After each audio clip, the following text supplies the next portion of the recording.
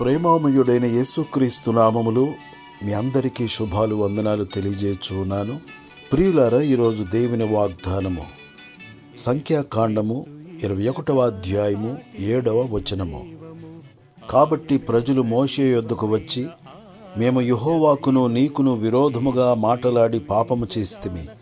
యెహోవా మా మధ్య నుండి ఈ సర్పములను తొలగించునట్లు ఆయనను వేడుకొనుమనిరి. ప్రియులారా, ఇశ్రాయేలు ప్రజలు మార్గాయాసము చేత దేవుని మీదను దైవజనుడైన మోషే మీదను సనుగుచూ వచ్చినట్లుగా వాక్యములో మనము చూస్తూ ఉన్నాము. ఈ అరణ్యములో మమ్మలను చంపుట కొరకు ఐగుప్తులో నుండి మమ్మలను తీసుకుని వచ్చితిరా అని ప్రశ్నించి ఉన్నారు.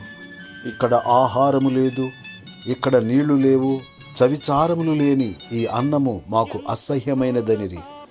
దేవుడు వారి మీద కోపగించి తాపకరమైన సర్పములను పంపగా సర్పకాటుకు గురైన వారు అనేక మంది చనిపోవచ్చు వచ్చిరి.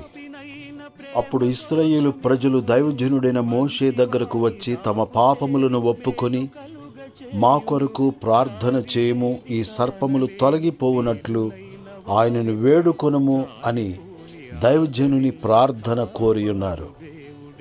దైవజనుడైన మోషే ప్రార్థన చేయగా దేవుడు తాపకరమైన సర్పము వంటి ఒక ప్రతిమను, ఇత్తడి సర్పమును చేసి ఎత్తైన స్థలములో పెట్టుమని మోషేకు దేవుడు ఆజ్ఞాపించి ఉన్నాడు.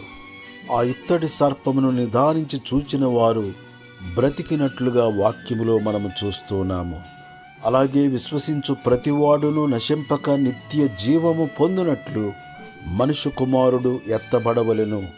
అరణ్యములో మోషే ఇత్తడి సర్పమును ఎలాగూ ఎత్తెనో అలాగే యేసుక్రీస్తు ప్రభువారు కలువరి శిలువలో ఎత్తబడినట్లుగా వాక్యములో మనము చూస్తూ ఉన్నాము. ఈరోజు యేసు ప్రభువారి వైపు ఎవరైతే చూస్తారో, ఆయన యందు విశ్వాసముంచుతారో వారు నీతిమంతులుగా మార్చబడతారు. వారి పాపము తొలగిపోతుంది, వారి శాపము తొలగిపోతుంది, వారి మరణము తొలగిపోతుంది. నిత్య జీవమును పొందుకుంటాము, మరణము తప్పించుకుంటాము, యుగయుగాలు బ్రతుకుతాము. మనము ప్రార్థించుదుముగాక, మన దైవజనుల ప్రార్థనలను కోరుదుముగాక, తద్వారా గొప్ప ఆశీర్వాదములను పొందుదుముగాక. దేవుడి మాటలు మన కొరకు దీవించునుగాక. ఆమేన్. దయగల మా తండ్రి, ప్రేమగల మా యేసు ప్రభువా, నిన్ను స్తుతిస్తున్నాము. ప్రతి ఒక్కరిని రక్షించుము, ప్రతి ఒక్కరిని స్వస్థపరచుము, ప్రతి ఒక్కరి సమస్యల నుండి విడిపించుమని, ప్రతి ఒక్కరికి సహాయము చేయమని, మా ప్రార్థనలు కోరిన ప్రతి ఒక్కరి పట్ల మీరు కార్యములు చేయమని క్రీస్తు యేసు పరిశుద్ధమైన నామములో ప్రార్థన చేసి అడుగుచున్నాను తండ్రి. ఆమేన్. ఎంత ఘోర పాపినైన ప్రేమతో క్షమించును, మంచి వారి దాపు చేరి మేలు కలుగ చేయును. దారి ఏది కానలేని దీనులైన వారిపై జాలిపూని ఆదరించి కాపాడు దేవుడే. యేసుక్రీస్తు ఈ జగాన సాటి లేని దైవము, ఆయనే సజీవమైన ఆరాధ్య దైవము.